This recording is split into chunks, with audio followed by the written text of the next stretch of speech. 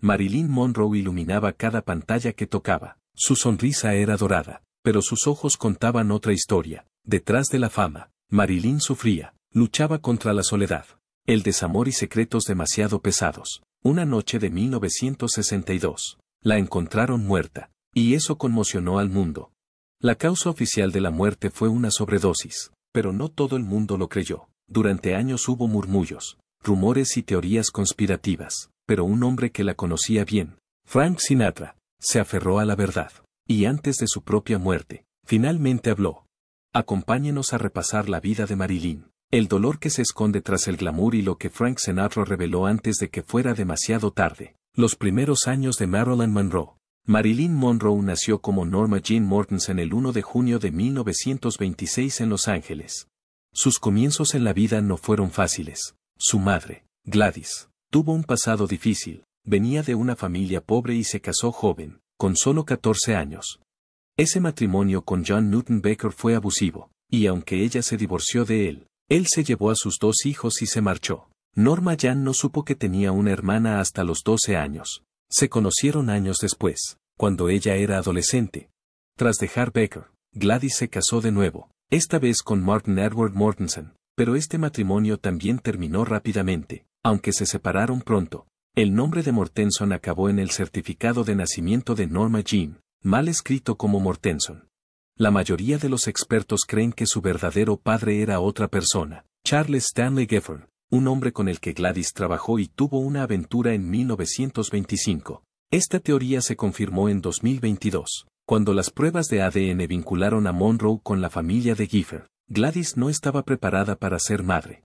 No tenía ni el dinero ni la estabilidad mental para criar a una niña, así que colocó a Norma Jean con unos padres de acogida, Albert y Ada Bullander, en Hawthorne, un tranquilo suburbio. Durante un tiempo, la infancia de Monroe allí fue tranquila y estable.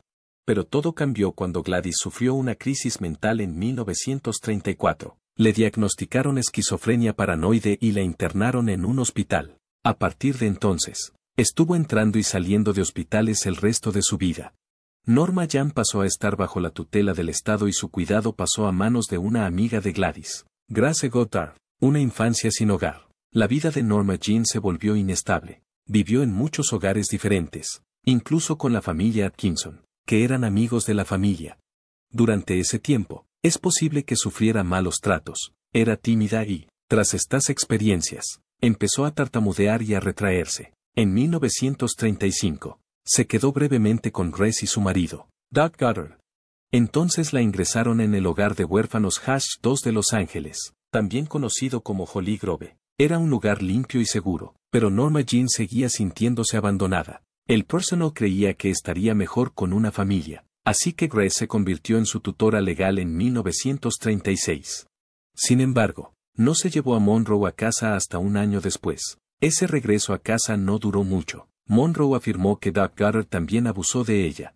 Después de eso, fue trasladada de un lugar a otro, alojándose con parientes y amigos de Grace. Su vida estuvo llena de cambios y pocas comodidades. En 1938, las cosas mejoraron un poco. Se mudó con la tía de Grace, Anna Lore. Anna vivía en Sautel, y con ella, Monroe encontró algo de paz. Comenzó a asistir a Emerson Junior High y fue a los servicios de la ciencia cristiana cada semana. Le gustaba escribir y colaboraba en el periódico escolar, aunque tenía dificultades en otras asignaturas. En 1941, la salud de Anna empeoró y Monroe tuvo que volver a vivir con los Goddard. Se matriculó en el Instituto de Van Nuys, pero su estancia allí fue breve. En 1942, los Goddard tuvieron que trasladarse a Virginia Occidental por motivos de trabajo. Como Monroe no podía salir legalmente de California, tuvo que volver al orfanato. Para evitarlo, tomó una decisión que cambió su vida. Una joven novia a los 16, justo después de cumplir 16 años, Monroe se casó con James Doherty, vecino de los Goddard. Él era 5 años mayor y trabajaba en una fábrica. Para Monroe, era una forma de escapar del sistema de orfanatos, pero el matrimonio no se construyó sobre el amor. Más tarde, dijo, me moría de aburrimiento. En 1943, Doherty se alistó en la Marina Mercante. Le enviaron a la isla de Santa Catalina, y Monroe le siguió, pero nunca surgió la chispa. No se sentía unida a él y anhelaba algo más. Su oportunidad llegó al año siguiente, en 1944, cuando Dougherty fue enviado al extranjero. Monroe se mudó con sus padres y aceptó un trabajo en la compañía de aviones de radio de Van Nuys. Era una fábrica de municiones y ella quería ayudar en la guerra. Allí, su vida dio un giro sorprendente. Un día, un fotógrafo militar llamado David Conover visitó la fábrica. Estaba fotografiando a trabajadoras para una campaña de moral. Monroe le llamó la atención, aunque sus fotos nunca se publicaron. Vio potencial en ella. Animada por Conover, dejó el trabajo en la fábrica a principios de 1945 y empezó a trabajar como modelo. Desde el suelo de la fábrica hasta las portadas de las revistas, Monroe comenzó a trabajar con Conover y su círculo de fotografía. Su marido y su madre no lo aprobaban. Aún así, siguió su sueño. En agosto de 1945 firmó un contrato con la agencia Blue Book Model. Vieron que tenía más aspecto de pin-up que figura de modelo de moda, por lo que apareció sobre todo en anuncios y revistas masculinas. También cambió su aspecto. Se alisó el pelo castaño rizado y se lo tiñó de rubio platino. Según Emmeline Snadley, propietaria de la agencia, Monroe trabajaba más que nadie. A principios de 1946, ya había aparecido en 33 portadas de revistas, entre ellas Pageant y Kick. A veces utilizaba un nombre falso, Jan Norman, mientras ejercía de modelo. Su creciente éxito atrajo la atención de los agentes de interpretación. En junio de 1946, firmó con una. No tuvo mucha suerte en su primera audición con Paramount Pictures, pero 20th Century Fox le dio una oportunidad. A un ejecutivo, Ben Lyon, le gustó su prueba de pantalla. Aunque el jefe máximo, Daryl F. Zanuck, no estaba impresionado, tampoco quería que un estudio rival la contratara, así que le dio un contrato estándar de 6 meses. Ese fue el comienzo de un nuevo capítulo. Necesitaba un nombre artístico. Lyon eligió Marilyn porque le recordaba a la estrella de Broadway Marilyn Miller. Monroe era el apellido de soltera de su madre. Y así fue como Norma Jean se convirtió en Marilyn Monroe. En sus primeros pasos en Hollywood, Monroe firmó con la Fox en agosto de 1946. Empezó poco a poco, tomando clases de interpretación, canto y baile. También observó cómo se hacían las películas. En febrero de 1947, la Fox renovó su contrato. Consiguió sus primeros papeles en el cine. Small Parts and Dangerous Years, 1947, y Scada Who Scada Hey, 1948. Fox la envió a estudiar interpretación al Actors Laboratory Theater, una escuela que seguía métodos de teatro de grupo. A Monroe le encantó. Fue mi primera impresión de lo que podía ser actuar en una obra de teatro de verdad. Y me quedé enganchada. Pero sus profesores no creían que tuviera futuro. Decían que era demasiado tímida y que le faltaba confianza. Cuando terminó su contrato en agosto de 1947, Fox la despidió. Decidida, Monroe volvió a trabajar como modelo. También aceptó otros trabajos en los rodajes, como bailar fuera de cámara para ayudar a los actores principales a mantener el ritmo. Siguió estudiando y soñando. Incluso actuó en una breve obra de teatro llamada Glamour Preferred, pero no duró mucho. Para conocer a la gente adecuada, visitaba las oficinas de los productores y se hacía amiga de los escritores de cotilleos. También se mezclaba en las fiestas de los estudios, donde conocía a hombres poderosos que podían ayudarla en su carrera. Uno de ellos era Joseph M. Schenck, un alto ejecutivo de Fox. Se hicieron íntimos. Schenck utilizó su influencia para conseguirle un nuevo contrato en Columbia Pictures en marzo de 1948. En Columbia, Monroe fue peinada para parecerse a Rita Hayworth. Su pelo rubio se volvió aún más brillante y empezó a trabajar con la profesora de arte dramático Natasha Leites. Leites se convirtió en su guía y mentora durante muchos años. Su única película en Columbia fue Ladies of the Chorus, 1948, un musical de bajo presupuesto. Interpretó a una corista que se enamora de un hombre rico. Fue su primer papel protagonista. Monroe también hizo una audición para el papel principal de Nacida ayer, 1950, pero no lo consiguió. Una vez más, su contrato no fue renovado. Ladies of the Chorus se estrenó en octubre de 1948, pero no le fue bien. Aún así, Monroe no se rindió. Ya había pasado por muchas cosas en la vida, y esto no era más que el principio, del modelaje a papeles en películas. Cuando finalizó su contrato con Columbia, Marilyn Monroe volvió a trabajar como modelo. Apareció en un anuncio de la cerveza Pabst y posó desnuda para el fotógrafo Tom Kelly. Estas fotos se utilizaron para calendarios. para los que utilizó el nombre de Mona Monroe. No era la primera vez que posaba así. Había posado para otros artistas, como Oro Moran, y se sentía cómoda con su cuerpo. Poco después, conoció a Johnny Hale. Era un poderoso agente y vicepresidente de la agencia William Morris. Se convirtió tanto en su mentor como en su socio. A través de Ide, Monroe consiguió pequeños papeles en varias películas. Dos de estos papeles llamaron la atención. Actuó en All About Eve, 1950, un drama que obtuvo 14 nominaciones a los Oscar. Bette Davis, la estrella de la película, dijo más tarde sobre Monroe: definitivamente no hay duda. Sabía que lo iba a conseguir. Pensé que tenía talento. La segunda película fue La jungla de asfalto, 1950, dirigida por John Huston. Su papel fue breve, pero impresionante. Una revista incluso llamó la atención sobre su actuación. Estaba claro que Monroe estaba dejando de ser solo una cara bonita para convertirse en una actriz de verdad. En diciembre de 1950, Johnny Ide le consiguió un contrato de 7 años con la 20th Century Fox. Lamentablemente, murió de un ataque al corazón pocos días después. A Monroe se le rompió el corazón, pero su carrera ya estaba en marcha.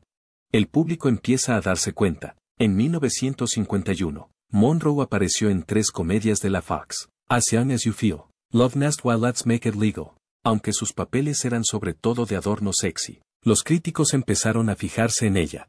Una crítica del New York Times dijo que estaba soberbia en As Young as You Feel. Otro la definió como una de las actrices prometedoras más brillantes. El público la adora.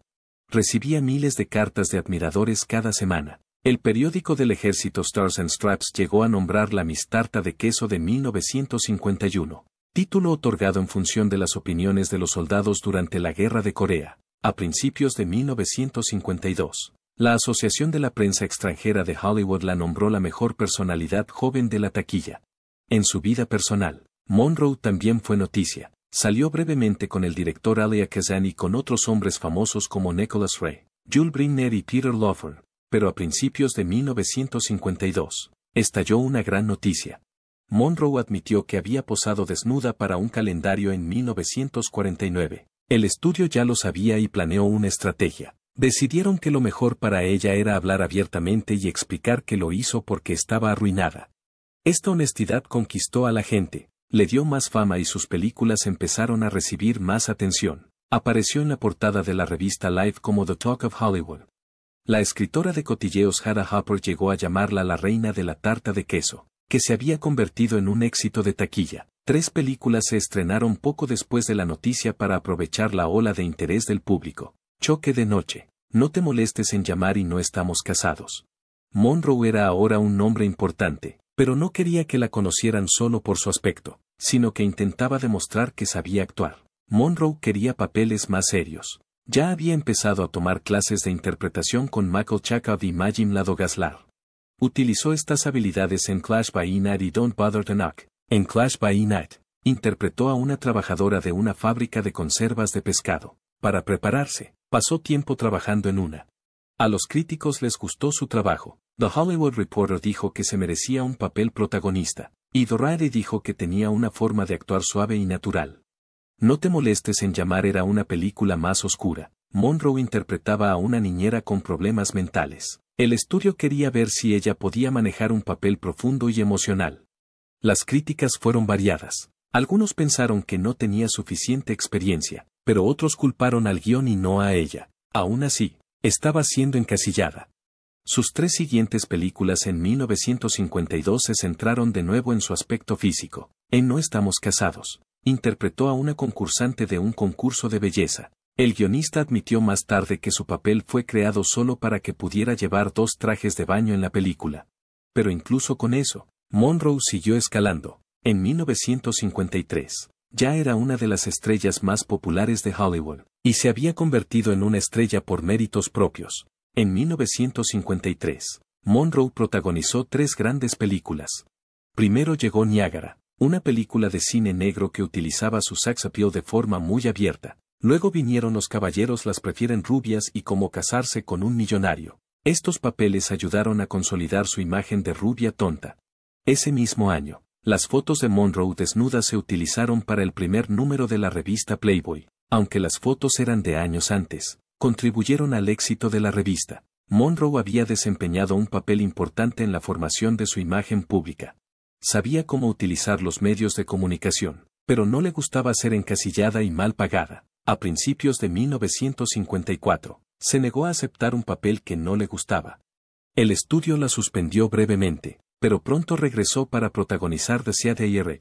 Esa película se convirtió en uno de los mayores éxitos de su carrera. Monroe quería tener más control sobre su trabajo, así que en 1954 fundó su propia productora con el fotógrafo y amigo Milton Green. Pasó 1955 creando la compañía y estudiando el método de interpretación en el Actors Studio de Nueva York. Su profesor fue Lee Strasberg, un hombre respetado en el mundo de la interpretación. Su duro trabajo dio sus frutos. Más tarde, en 1955, Fox le dio un nuevo contrato. Esta vez, obtuvo más dinero y más control creativo. Ya no era solo una cara para que el estudio la usara a su antojo. Por fin tenía poder sobre su propia imagen. Sus siguientes papeles mostraron crecimiento. Hizo una gran interpretación en Bus Stop, 1956, que le valió buenas críticas. Luego llegó El Príncipe y la Corista, 1957, su primera película independiente. Por ella obtuvo una nominación al BAFTA. En 1959, Monroe protagonizó Some Like It Hot, una de sus películas más queridas. Fue un éxito de taquilla y una de las favoritas de la crítica. Ganó un Globo de Oro por su papel. Su última película terminada fue The Misfits, 1961. Aunque su carrera volaba alto, su vida personal se desmoronaba. Sus últimas luchas y sus últimos días, a principios de la década de 1960, Marilyn Monroe ya no era la misma estrella brillante de antaño. Detrás del glamour, se enfrentaba a muchas cosas. Se había vuelto dependiente de las pastillas, las anfetaminas para mantenerse despierta y los barbitúricos para dormir. A eso se sumaban el alcohol, la ansiedad, la depresión y las largas noches sin descanso. Su salud mental no dejaba de empeorar. Tenía baja autoestima y se sentía sola a menudo. Todo esto le dificultaba el trabajo. A menudo llegaba tarde a los rodajes. A veces, ella no vino en absoluto. Otras veces, olvidaba sus líneas. A muchos directores les resultaba difícil trabajar con ella, y no solo la vigilaban los estudios de cine. Monroe también tenía un expediente del FBI. Desde 1956, el FBI la vigilaba por su relación con el dramaturgo Arthur Miller, acusado de tener vínculos con el comunismo. Su fama empezaba a desvanecerse, al igual que sus oportunidades en Hollywood. Una gran pérdida fue que no la eligieran para el papel protagonista de Desayuno con Diamantes. Aunque el escritor Truman Capote la quería en el papel, el estudio temía que fuera demasiado difícil de manejar en el plató. Dijeron que no. Solo rodó 2 películas en la década de 1960. Let's Make Love en 1960 y The Misfits en 1961. A ninguna de ellas le fue bien en taquilla. Durante The Misfits, las cosas se pusieron tan mal que tuvo que ser hospitalizada para desintoxicarse de las drogas. Por la misma época, su matrimonio con Arthur Miller también terminó. Pero ese fue solo el principio de su año más duro, crisis de salud y aislamiento. En 1961, Monroe no filmó nada. Su atención se centró en su salud. Fue operada de endometriosis. Le extirparon la vesícula biliar e incluso pasó un tiempo en un hospital psiquiátrico por depresión. En un momento dado, la encerraron en un pabellón psiquiátrico contra su voluntad. Ese mismo año se trasladó a Los Ángeles, después de vivir 6 años en Nueva York. Compró una casa de estilo español en el 12305 de Fifth Helena Drive, en Brentwood. Fue la primera casa que tuvo en propiedad. A principios de 1962, las cosas parecían mejorar. Ganó un Globo de Oro a la mejor película del mundo y apareció en el reparto de una nueva película titulada Something's Got to Give. Era un remake de la película de 1940 Mi esposa favorita, pero entonces, las cosas volvieron a torcerse. Justo antes de empezar el rodaje, Monroe enfermó de sinusitis. Sus médicos aconsejaron al estudio que retrasara el rodaje, pero este hizo caso omiso de la advertencia. El rodaje comenzó de todos modos en abril. Marilyn estaba demasiado enferma para trabajar. Durante 6 semanas, se perdió muchos días de rodaje, aunque los médicos confirmaron que estaba enferma. Fox afirmó que estaba fingiendo. La presionaron y trataron de hacerla parecer el problema. Volvieron la atención pública y los escándalos. El 19 de mayo de 1962, Monroe voló a Nueva York y apareció en un acto de cumpleaños del presidente John F. Kennedy.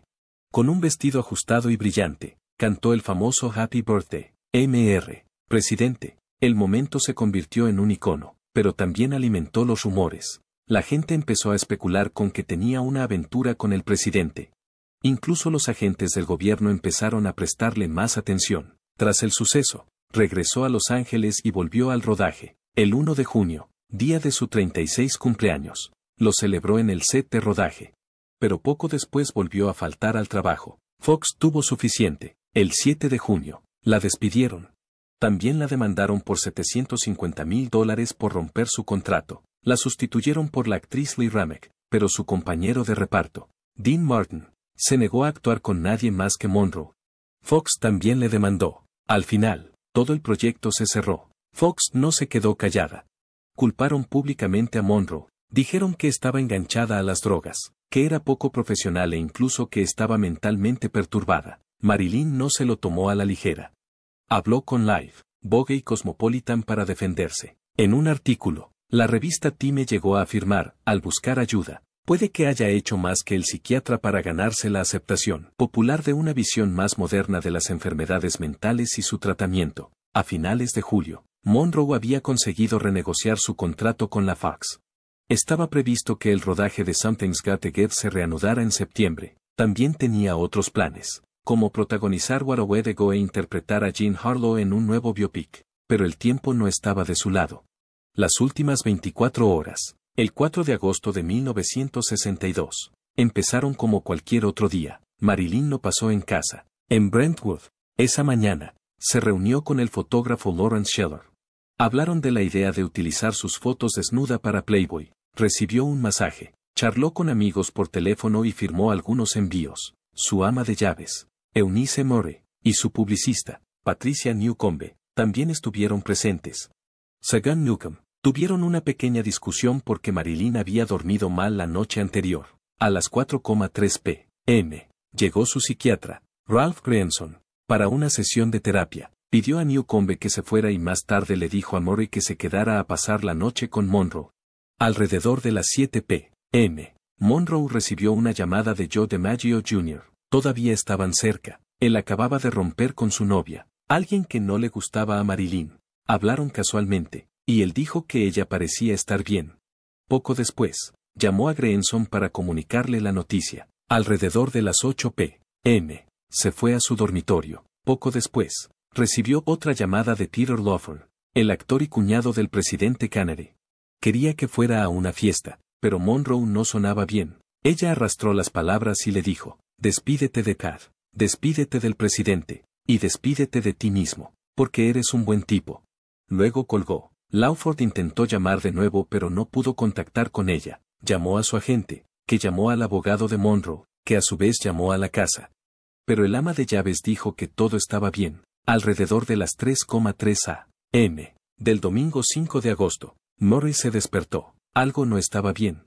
La luz salía de debajo de la puerta de Monroe, pero ella no contestó. La puerta estaba cerrada. Murray llamó al doctor Greenson. Siguiendo su consejo, miró por la ventana y vio a Marilyn tumbada boca abajo en su cama, cubierta por una sábana, con un teléfono en la mano. Greenson llegó, rompió una ventana y la encontró sin vida. Llamó al médico de Monroe, Jaime Engelberg, que acudió poco después y confirmó que estaba muerta.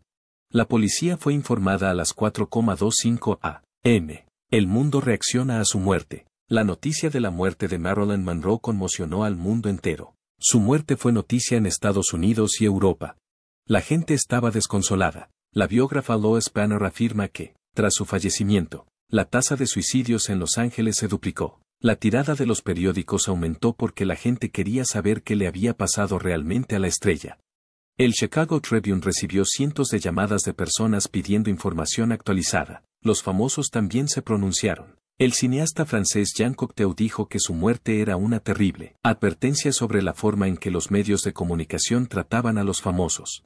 Laurence Olivier la calificó de víctima de la fanfarronería y el sensacionalismo, y Joshua Logan, que dirigió Bus Stop, creía que Monroe era una de las personas menos apreciadas del mundo. Gente de todo el mundo sintió la pérdida. Pero para quienes la conocieron personalmente, El dolor fue aún más profundo, especialmente para Joe DiMaggio y Frank Sinatra. El funeral de Marilyn se celebró el 8 de agosto de 1962 en el cementerio Westwood Village Memorial Park. Fue enterrada cerca de sus padres adoptivos, Anna Lore y Grace Gutter. El acto fue privado. Solo unas 30 personas fueron invitadas. Su ex marido Joe DiMaggio se encargó de los preparativos con la ayuda de su hermanastra, Venice, y su directora comercial, Inés Melson. Mantuvieron fuera a la mayor parte de Hollywood. La policía impidió la entrada de cámaras y periodistas, pero la multitud siguió congregándose en el exterior.